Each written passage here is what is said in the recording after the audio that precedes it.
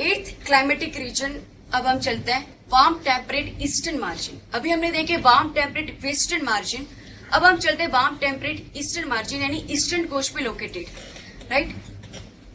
Warm temperate eastern margin को 3 types में divide किया गया है according to their.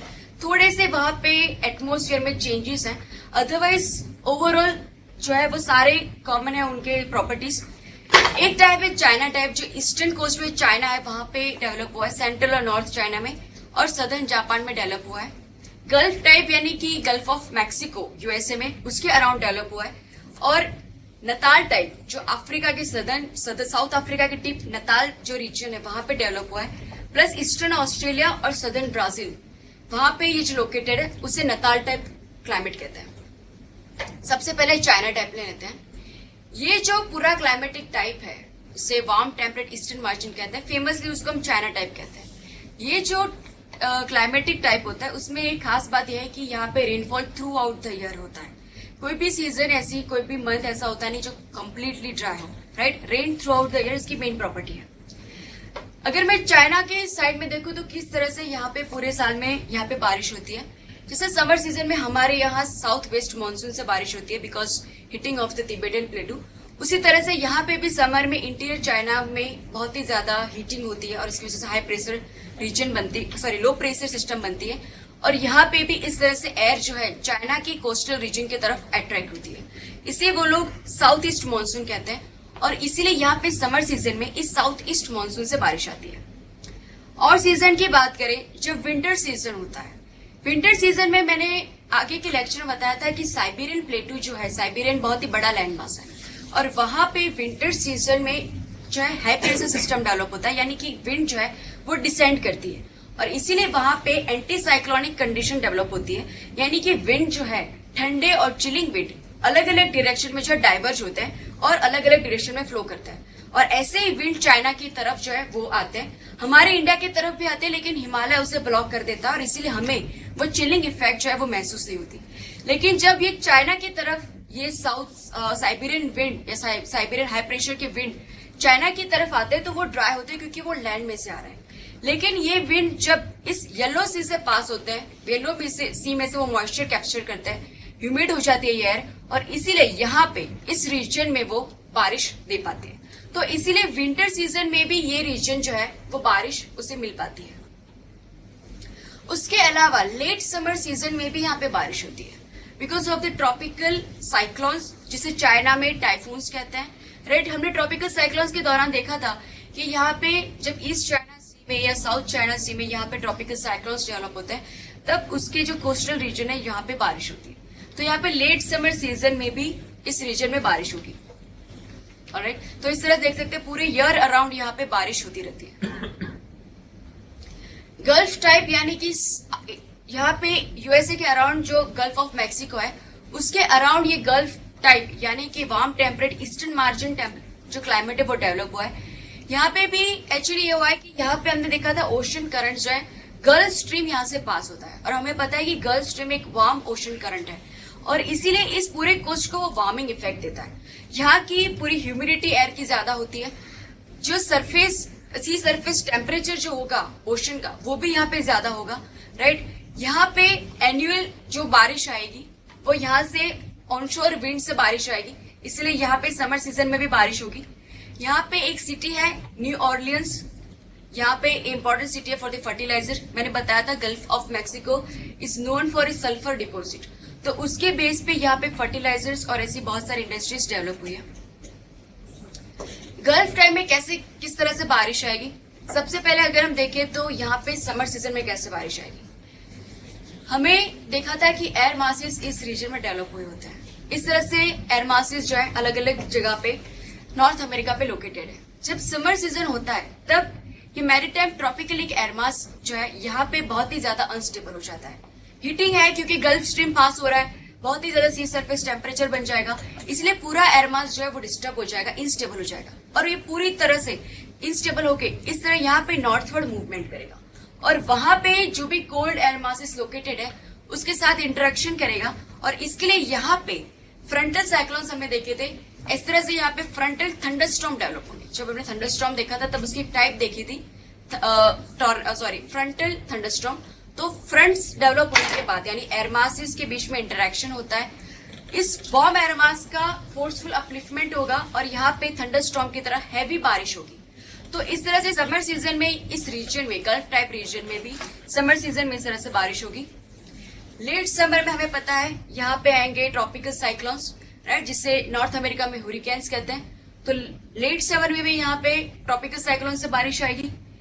Winter season में हम देख चुके हैं टेम्परेट साइक्लोन्स या फ्रंटल साइक्लोन्स जो वेस्ट टू ईस्ट मूव करते हैं। तो विंटर सीजन में यहाँ पे बारिश आएगी बिकॉज ऑफ टेम्परेट साइक्लोन्स। तो इस तरह से ये रीजन पूरे साल बारिश जो है उसे रिसीव होता है, मिलता रहता है।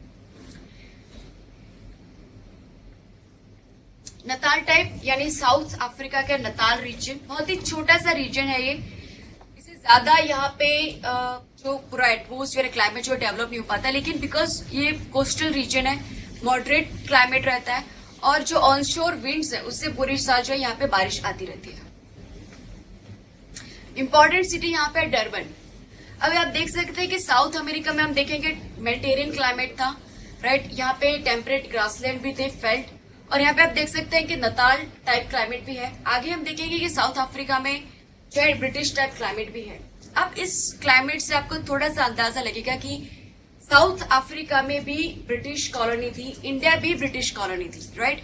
लेकिन इंडिया ब्रिटिश कॉलोनी बनने के बाद ब्रिटिशर्स 1947 के बाद चले गए, लेकिन ये कॉलोनी के आजाद होने के बाद भी यहाँ पे आज भी बहुत ही ज्यादा नंबर्स में ब्रिटिश पॉपुलेशन जो है पाई जाती है। इसका ये रीजन ये है कि यहाँ का क्लाइमेट, हमारा क्लाइमेट जो है वो ट्रॉपिकल मानसून क्लाइमेट है, बहुत ही ज्यादा हीट है, लेकिन यहाँ पे जैसा यूरोप में क्लाइमेट है वैसा यहाँ पे उनको क्लाइमेट मिल जाता है। In the British type climate अगर हम देखें यहाँ पे मिलता है, मेडिटेरियन क्लाइमेट है, यहाँ पे टेम्परेट ग्रासलैंड भी है, और इसी की वजह से यहाँ पे even after the independence British population यहाँ पे अभी भी रहती है। वेजिटेशन अगर हम इस रीजन का देखें, चाइना टाइप रीजन, हमने देखा कि पूरे साल बारिश होती है, वार्म रीजन है, तो इसलिए इसकी ग्रोइंग सीजन भी बहुत ही ज्यादा होगी। एवरग्रीन टाइप के फॉरेस्ट यहाँ पर पाए जाते हैं। चाइना में ज्यादातर इस तरह के बाम्बू फॉरेस्ट पाए जाते हैं, पाइन और बॉम्बूस। एवरग्रीन वेजिटेशन होती है यहाँ पे, ग्रासेस, फर्न्स, पाम्स और बाम्बूस पाए जाते हैं। चाइना में एग्रीकल्चर, यहाँ पे भी बहुत ही इंटेंसिवली एग्रीकल्चर होता है।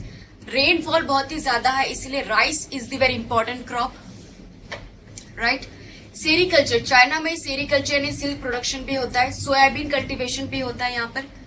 चाइना के अगर आप मैप देखें तो यांगत्से रिवर, हमने जब रिवर देखा था तब देखी थी यांगत्से रिवर, उसके पास हमने सिजुआन बेसिन देखा था जो राइस बॉल ऑफ चाइना था। तो ये पूरा रीजन जो है वो चाइना टाइप रीजन में आता है। उसके बाद एक और छोटी सी रिवर है नियर हांगकांग, सिकियांग रिवर, वो भी इस पूरे क्लाइमेट, चाइना टाइप क्लाइमेट के अंडर में आती है, इसलिए यहाँ पे भी राइस कल्टीवेशन उस रिवर के अराउंड, सिकियांग और यांगत्से दोनों रिवर के अराउंड राइस कल्टीवेशन और सेरीकल्चर जो है वो मेन इकोनॉमिक एग्रीकल्चर एक्टिविटीज है। गल्फ टाइप पे एग्रीकल्चर यानी कि यूएसए में इस रीजन में किस तरह का एग्रीकल्चर होता है। यूएसए में हमने देखा वैसे भी यहाँ पे जो है फार्म लैंड की साइज बहुत ही ज्यादा होती है, हाईली मैकेनाइज्ड एग्रीकल्चर होता है। यूएसए में ये रीजन जो है कॉटन कल्टीवेशन के लिए बहुत ही एग्जैक्ट और बहुत ही कंड्यूसिव एनवायरमेंट है यहाँ पे, क्योंकि कॉटन के कल्टीवेशन के लिए ड्राई एटमोस्फेयर चाहिए। अगर कॉटन का जो बॉल है वो अगर डेवलप हो जाए और उसके बाद बारिश आए तो पूरा क्रॉप जो है जो डैमेज हो जाता है, और उसकी वजह से इसे 200 फोर्स फ्री डेज कॉटन को चाहिए होता है, और वैसा ही क्लाइमेट यूएसए के इस रीजन में कॉटन को मिलता है। इसके अलावा यहाँ पे टोबैको बहुत ही फेमस क्रॉप है। यहाँ पे यूएसए में एक स्टेट है वर्जीनिया स्टेट, और इसकी वजह से उसका tobacco, Virginia tobacco is very famous. तो पूरा जो गल्फ टाइप जो यूएसए में डेवलप है उसके मेन क्रॉप्स है कॉटन एंड टोबैको। इस तरह से हम देखें चाइना की मेन इकोनॉमिक एक्टिविटी इस रीजन में राइस, टी, कॉटन, मेज या मलबरी यानी कि सिल्क प्रोडक्शन होता है। नताल में अगर हम देखें अफ्रीका रीजन में शुगर कैन प्लांटेशन होता है वहां पे। साउथ अमेरिका में उसी रीजन में कॉफी और मेज होती है, और यूएसए मैंने देखा जैसे कॉटन और टोबैको वहां पे कल्टीवेट होता है, राइट। तो इस तरह से ये जो चाइना टाइप क्लाइमेट है, रेनफॉल पूरे साल होती है, इससे एग्रीकल्चर बहुत ही अच्छे से यहाँ पर डेवलप हुआ है। अब देखते हैं कूल टेम्परेट वेस्टर्न मार्जिन, और थोड़े हम हायर लैटिट्यूड की तरफ चलते हैं और पकड़ते हैं वेस्टर्न कोस्ट को। इस रीजन को फेमसली ब्रिटिश टाइप क्लाइमेट कहते हैं। यहाँ ये डेवलप हुआ है around British, northern Germany, Norway, इस रीजन के अराउंड डेवलप हुआ है। प्लस वेस्टर्न कनाडा में यहाँ पे वैंकूवर आइलैंड है, वहां पे डेवलप हुआ है। ऑस्ट्रेलिया में तांजानिया, एक नीचे एक छोटा सा आइलैंड है, और न्यूजीलैंड और सदर्न चिली पे डेवलप हुआ है। ये क्लाइमेट अफ्रीका में नहीं पाया जाता, क्योंकि अफ्रीका में इस लैटिट्यूड पे लैंड ही नहीं है, तो इसलिए ये क्लाइमेट अफ्रीका में डेवलप नहीं हुआ है। ब्रिटिश टाइप क्लाइमेट को कहा जाता है कि ह्यूमन हैबिटेशन के लिए सबसे बेस्ट क्लाइमेट है, क्योंकि बहुत ही मॉडरेट क्लाइमेट है। कूल, वेट, पूरे साल बारिश होती है, बहुत ही ज्यादा ठंडी होती, बहुत ही ज्यादा गर्मी भी नहीं होती, सो इसलिए वैसे बेस्ट क्लाइमेट कहा जाता है। वार्म करंट, यहाँ से अगर हम पूरा मैप भी देखें तो इन सारे रीजन में से, यानी कि कूल, टेम्परेट, ईस्टर्न मार्जिन में से देखें तो सारी जगहों में से वार्म करंट पास होते होंगे। देखिए फिर से देख लेते हैं। यहाँ पे नॉर्थ अटलांटिक ड्रिफ्ट पास होता है, राइट। यहाँ से नीचे कैलिफोर्नियन करंट जो है वार्म करंट पास होता है। यहाँ पे भी हम देखेंगे कि वार्म करंट पास होते हैं। यहाँ पे eastern Australian warm current pass होता है। तो इसलिए सारे रीजन के अराउंड वार्म करंट पास होता है, इसलिए यहाँ पे वार्मिंग इफेक्ट बड़ी रहती है, राइट। एनुअल टेम्परेचर इसलिए छोटी है, कम है, यानी कि जो हाईएस्ट टेम्परेचर और जो मिनिमम टेम्परेचर है उसमें जो डिफरेंस है बहुत ही कम है। ब्रिटिश टाइप जो क्लाइमेट है उसे रेनफॉल वेस्टर्लीज से आता है, जो westerlies winds north and south pass होता है। ये सारे जो है वो वेस्टर्न कोस्ट पे लोकेटेड है, और इसीलिए वेस्टर्लीज जब वेस्ट टू ईस्ट पास होती है तो सारे इस वेस्टर्न कोस्ट में बहुत ही अच्छी सी बारिश होती है, राइट। और ये समर सीजन में होता है, और विंटर सीजन में temperate cyclone west to east pass होंगे, और इसकी वजह से यहाँ पे विंटर सीजन में टेम्परेट साइक्लोन से बारिश होगी। तो इसीलिए ब्रिटिश टाइप क्लाइमेट में भी पूरे साल विंटर सीजन में और समर सीजन में, दोनों इस सीजन में यहाँ पे बारिश होगी। इसीलिए ब्रिटिश टाइप का जो वेजिटेशन है वो एवरग्रीन वेजिटेशन कह सकते हैं। वो ट्रीज की हाइट बहुत ही ज्यादा होती है, बहुत ही टॉल ट्रीज होती है, उनकी कैनोपीज भी बहुत ही ज्यादा होती है, राइट। सॉफ्टवुड ट्रीज है ये, यानी कि वुड कटिंग इंडस्ट्री के लिए ये फेमस हो सकती है, यूजफुल हो सकती है। प्लस ये जो ट्रीज होते हैं वो ग्रेगारियस ट्रीज कह सकते हैं, यानी कि एक स्पीसीज अगर हम कल्टीवेट करें तो उसके सराउंडिंग उसी स्पीसीज के ट्रीज जो है वो कल्टीवेट होती जाएगी, यानी कि ऐसी स्पीसी को सोशल स्पीसीज कहते हैं, राइट। वो हमेशा एक साथ ही पाई जाती। कोई एक ट्री, जैसे हम इक्वेटोरियल रेन फॉरेस्ट में देखा कि बहुत ही ज्यादा बायोडाइवर्सिटी होती है, वहां पे ऐसा नहीं होता कि बड़े से लैंड में एक ही तरह की स्पीसीज जो है वो पाई जाती है, राइट। जैसे ओक, एल्म, बर्च, ये सारी स्पीसीज अगर हम देखें तो ग्रेगारियस स्पीसीज हैं, बहुत ही बड़े से लैंड में एक ही तरह की स्पीसीज पाई जाएगी। इसलिए इस सारे रीजन में डेवलप हुए सबसे इंपॉर्टेंट इकोनॉमिक एक्टिविटी वो है लुम्बरिंग एक्टिविटी। लुम्बरिंग यानी वुड कटिंग इंडस्ट्री। कनाडा का जो वैंकूवर आइलैंड है वो इस लुम्बरिंग इंडस्ट्रीज के लिए बहुत फेमस है, और यहाँ पे जो लुम्बरिंग होती है वो काफी सिस्टमैटिक होती है, यानी कि विंटर सीजन में ये जो लोग होते हैं जो वुड कटिंग करते हैं उन्हें लुम्बर जैक्स कहते हैं। ये लुम्बर जैक्स क्या करते हैं, विंटर सीजन में इन फॉरेस्ट की तरफ वो जो है माइग्रेट करते हैं। वहां पे उस टाइम पे विंटर में स्नो कवर्ड एरिया होता है, राइट। तो फिर उन्हें वहां पे जाके उन्हें कट करते हैं।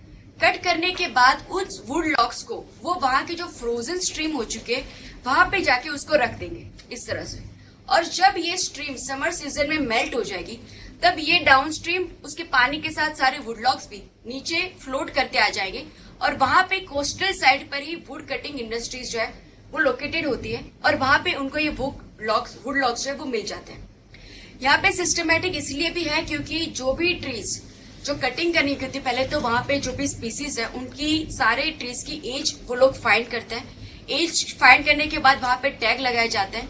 गवर्नमेंट की पॉलिसीज होती है कि कुछ ट्रीज को इतनी एज के बाद ही कट करना है, तो इसी तरह से वो ट्री की एज हो जाए उसी के बाद उसे कट किया जाता है। जितनी ट्रीज कटिंग की जाती है उतना ही उनका प्लांटेशन भी किया जाता है, और इसीलिए ये पूरी एक्टिविटी जो है इकोनॉमिक सस्टेनेबल एक्टिविटी बन जाती है। जितनी कटिंग होती है उतनी वहां पे प्लांटेशन भी होगा।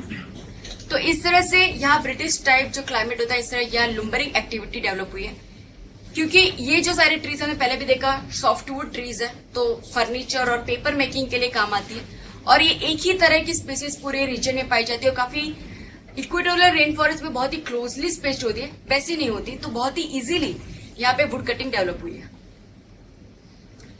ब्रिटिश टाइप क्लाइमेट में जो एग्रीकल्चर होता है वो हमारे मानसून रीजन में या चाइना टाइप में जो जिस तरीके के हम ग्रेन्स यानी कि व्हीट, राइस, ये सब प्रोड्यूस करते हैं। लेकिन यहाँ पे जो एग्रीकल्चर है वो ज्यादातर यहाँ पे फ्रूट या वेजिटेबल्स जो है वो प्रोड्यूस की जाते हैं, और इसीलिए ऐसे एग्रीकल्चर को मार्केट गार्डनिंग कहते हैं, यानी कि सिर्फ फ्रूट और वेजिटेबल्स का कल्टीवेशन होना। तो ब्रिटिश टाइप की जो क्लाइमेट है वहां पे जनरली इस तरह की फ्रूट और वेजिटेबल यानी मार्केट गार्डनिंग की एक्टिविटी होती है। टास्मानिया आइलैंड जो ऑस्ट्रेलिया का, it is famous for Apple cultivation. Now 10th जो है हमारा क्लाइमेटिक रीजन, जिसे कूल टेम्परेट ईस्टर्न मार्जिन कहते हैं। हमने अभी कूल टेम्परेट वेस्टर्न मार्जिन देखा, अब देखिए कूल टेम्परेट ईस्टर्न मार्जिन। ये जो लाइट ब्लू कलर यहाँ पे आप, सॉरी ग्रीन कलर यहाँ आप देख रहे हैं, ये पूरा रीजन है कूल टेम्परेट ईस्टर्न मार्जिन। यहाँ इस तरह से नॉर्थ अमेरिका और यहाँ पे एशिया में, ये सिर्फ 2 ही रीजन में ये डेवलप हुआ है, राइट। यूएसए में जो डेवलप हुआ है वहां पे लॉरेंशियन प्लेटू लोकेटेड है, इसीलिए इस पूरे क्लाइमेट को लॉरेंशियन टाइप भी कहते हैं। न्यू इंग्लैंड स्टेट है यहाँ पे लोकेटेड। चाइना में मंचूरियन रीजन में लोकेटेड है, थोड़ा सा साउथ रशिया में और नॉर्थ जापान में भी ये पूरा जो है वो बना हुआ है। लॉरेंशियन टाइप सदर्न हेमिस्फीयर में नहीं है, क्योंकि इतना बड़ा लैंडमास ऐसी लैटिट्यूड पे साउथ हेमिस्फीयर में जो है लैंडमास ही नहीं है, राइट। नॉर्थ अमेरिका में जो लॉरेंशियन टाइप क्लाइमेट बना हुआ है उसके लिए हम चलते हैं। ये भी क्लाइमेटिक टाइप में rainfall through out the year है, राइट। पहले चलते हैं लॉरेंशियन क्लाइमेट यानी लॉरेंशियन रीजन। यहाँ पे ये जो पूरा रीजन है ग्रेट लेक्स और ये ईस्टर्न कोस्ट ऑफ यूएसए, इस ईस्टर्न कोस्ट ऑफ यूएसए को न्यू इंग्लैंड स्टेट्स कहते हैं, क्योंकि जो नॉर्थ अमेरिका या यूएस है, हमें पता है कि बहुत सारी यूरोपियन कम्युनिटीज ने आकर यहाँ पे माइग्रेट किया था और हैबिटेशन उन्होंने डेवलप की थी। तो जो इंग्लैंड से आए हुए लोग थे उन्होंने यहाँ पे अपनी कॉलोनीज बनाई थी, और इसीलिए ये रीजन को न्यू इंग्लैंड स्टेट्स कहते हैं, राइट। ये जो रीजन है वो यूएसए का सबसे ज्यादा इंडस्ट्रियलाइज्ड रीजन है। यहाँ पे इंपॉर्टेंट सिटीज अगर हम नॉर्थ थ्रू साउथ देखें तो Massachusetts, Boston, New York, new Jersey, Washington, Baltimore, Philadelphia, ये सारी सिटीज इस रीजन में लोकेटेड है, राइट। इसके बाद यहाँ पे अगर हम देखें तो they are the Great Lakes of USA. बहुत ही बड़े 5 लेक्स हैं यूएसए के। ऊपर का लेक सुपीरियर, ये Lake Michigan, Lake Huron, Lake Erie, Lake Ontario. ये 5 लेक्स बहुत ही ज्यादा इंपॉर्टेंट है इकोनॉमिकली, क्लाइमेटिकली यूएसए में। उसकी वर्ल्ड ज्योग्राफी में हम देखेंगे उसे क्या क्या इंपॉर्टेंस है। आज हम सिर्फ उसका एक इंपॉर्टेंस देखेंगे कि इस रीजन में जो बारिश आती है यहाँ से वेस्टर्लीज बारिश आती है। अब ये ईस्टर्न कोस्ट में है, वेस्टर्लीज यहाँ पे बारिश नहीं ला पाएगी, क्योंकि ईस्टर्न कोस्ट में वेस्ट टू ईस्ट जब भी मूव करेगी तो वहां पे पूरा मॉइस्चर उसका खत्म हो जाएगा। लेकिन ये वेस्टर्लीज इस ग्रेट लेक्स से पास होती है। इस ग्रेट लेक्स का जो पानी है उससे ये विंड्स मॉइस्चर जो है एब्जॉर्ब कर लेते हैं, और उसी की वजह से, इस ग्रेट लेक्स के मिलने वाली मॉइस्चर की वजह से इस रीजन को बारिश मिल पाती है। So that is the one importance of the Great Lakes, right. ये समर सीजन में इस तरह से इस न्यू इंग्लैंड स्टेट को बारिश मिलती है। विंटर सीजन में यहाँ पे गल्फ स्ट्रीम जो है वो उसको जो है उसकी सरफेस टेम्परेचर को यहाँ पे गर्म करती है। समर सीजन में बहुत ही ज्यादा हीटेड होते हैं, बहुत ही ज्यादा मॉइस्चर हो जाती है, और ईस्टर्लीज विंड के जब ये अंडर में आते हैं, पोलर ईस्टर्लीज, तब इसलिए वहां पे ईस्ट टू वेस्ट डायरेक्शन में भी जब जाते हैं विंड्स, तभी इसलिए विंटर सीजन में भी यहाँ पे बारिश होती है। तो इसलिए दोनों सीजन में Laurentian type climate in USA बारिश होती है। लॉरेंशियन टाइप इन चाइना के दोनों ही रीजन जो है वो लॉरेंशियन टाइप, दोनों ही रीजन जो है वहां पे लॉरेंशियन टाइप क्लाइमेट डेवलप है, राइट। समर में इंटेंस हीटिंग यहाँ पर होती है इंटीरियर ऑफ द लैंड, और यहाँ पे जो है विंड इस तरह से कोस्ट टू लैंड पास होते हैं, और इसलिए समर सीजन में भी यहाँ पे बारिश होती है। विंटर सीजन में जैसे हमने देखा कि साइबेरियन प्लेट्यू में जो एंटी साइक्लोनिक कंडीशन और डाइवर्जिंग विंड जो है पास होते हैं, और इसीलिए यहाँ पे जो भी माउंटेन रेंजेस लोकेटेड है, तो ये साइबेरियन विंड्स जो आते हैं वो माउंटेन विंड्स के साथ में ओरोग्राफिक रेनफॉल ही दे पाते हैं। लेकिन यहाँ पे बहुत ही ड्राई विंड्स होते हैं, प्लस यहाँ पे जो कंडीशन है इसकी वजह से बहुत ही चिलिंग विंड होती है, इससे यहाँ पे स्नोफॉल होता है। विंटर सीजन में बहुत ही कम रेनफॉल होता है, जनरली ये स्नोफॉल होता है, राइट। जो हमने देखा कि यूएसए में जिस तरह की अमाउंट में बारिश होती है विंटर सीजन में, वैसे यहाँ पे बारिश नहीं होती, उनकी कंपेयर में यहाँ पे कम विंटर सीजन में बारिश होती है। जापान का थोड़ा सा क्लाइमेट देख लें। जापान का क्लाइमेट बहुत ही यूनिक है, उसको कहीं से भी बारिश, कहीं से भी विंड्स आए उसको बारिश मिल जाती है।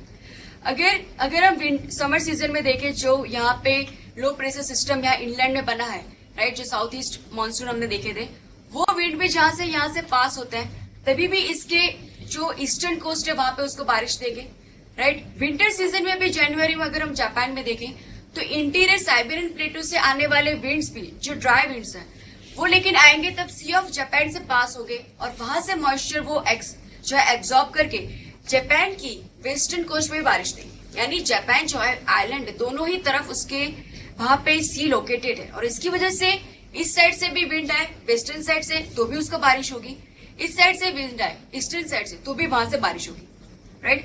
इसलिए आप देख सकते हैं कि जापान जो है वहां पे बहुत ज्यादा बारिश होती है। लेकिन जापान का प्रॉब्लम ये है कि उसके पास एग्रीकल्चर लैंड नहीं है। पूरा जो जापान है मोस्टली वॉल्केनिक जो है माउंटेन रेंजेस का बना हुआ है, उसके पास प्लेन जो है वो नहीं है। उसकी वजह से एग्रीकल्चर भी वहां पे डेवलप नहीं हो पाया और इसलिए वहां पे रिलीजियस रीजन भी है और नेचुरल रीजन भी है और इसलिए उनका डाइट में सबसे ज्यादा फिश जो है वो ज्यादा इंपॉर्टेंट है compare to the vegetables, right. Laurentian type का वेजिटेशन, ये वेजिटेशन जो है कॉनिफेरस जो है फॉरेस्ट पाए जाते हैं यहाँ पे। लुम्बेरिंग इंडस्ट्रीज भी यहाँ पे डेवलप हुई क्योंकि वो सॉफ्टवुड ट्रीज है, स्पीसीज है ओक, बर्च, बीच, मैपल, राइट। मैपल ट्रीज का अगर मैं बताऊं तो उसका लीफ कनाडा के फ्लैग पर बना हुआ है। मैपल के ट्रीज से सिरप भी बनाया जाता है। It's very important trees for this area.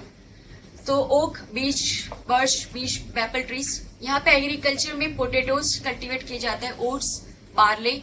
China में सोयाबीन जो है वो कल्टीवेट किया जाता है। नोवा स्कोटिया, जब हमने बे ऑफ फंडी देखा था तब हमने नोवा स्कोटिया देखा था।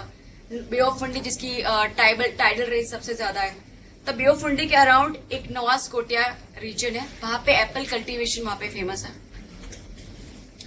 लॉरेंशियन टाइप की और एक इकोनॉमिक एक्टिविटी ज्यादा इंपॉर्टेंट है, वो है फिशिंग। टेम्परेट रीजन से फिशिंग से ट्रॉपिकल रीजन की फिशिंग से अलग होती है। जैसे हमने देखा कि ट्रॉपिकल रेन फॉरेस्ट में अगर हम चाहें तो बायोडाइवर्सिटी बहुत ही ज्यादा होती है। 1 स्क्वायर किलोमीटर अगर हम देखें तो ट्रीज की बहुत ज्यादा स्पीसीज हमें नजर आएगी। ऐसा ही ट्रॉपिकल की फिशिंग में और टेम्परेट की फिशिंग में भी होता है। ट्रॉपिकल रीजन में अगर फिशिंग की जाए तो अगर एक ही नेट अगर हम डालें तो उसके अंदर बहुत ही ज्यादा अलग अलग फिशेज की फिश हमें बाहर मिलेगी। लेकिन टेम्परेट रीजन में ही होता है कि कुछ फिशेज की स्पीसीज जैसे कि कोड, मैकरल, ट्यूना, साल्मन, इन सारी फिशेज जो है वो सोल यानी बड़े बड़े लार्ज ग्रुप्स में ट्रैवल करती हैं, राइट। उनका बहुत ही बड़ा ग्रुप होता है, वो एक साथ नीचे जो है वो फ्लोट करता है, स्विम करता है और इसकी वजह से जब यहाँ पे फिशिंग की जाती है तो बड़ा सा सॉल जो है एक ही साथ एक ही स्पीसीज की फिशेज उनको मिल जाती है। It is very economical, right, क्योंकि इतनी ज्यादा प्रोडक्शन में एक ही स्पीसीज मिलती है तो ट्रेडिंग भी बहुत ही इजी होता है और इसीलिए ये जो रीजन है वहां पे फिशिंग बहुत ही ज्यादा डेवलप हुई है। और यहाँ की जो फिशिंग है it's very mechanized, very sophisticated fishing होती है। डीप सी फिशिंग भी की जाती है जो इंडिया में अभी तक नहीं डेवलप हो पाई।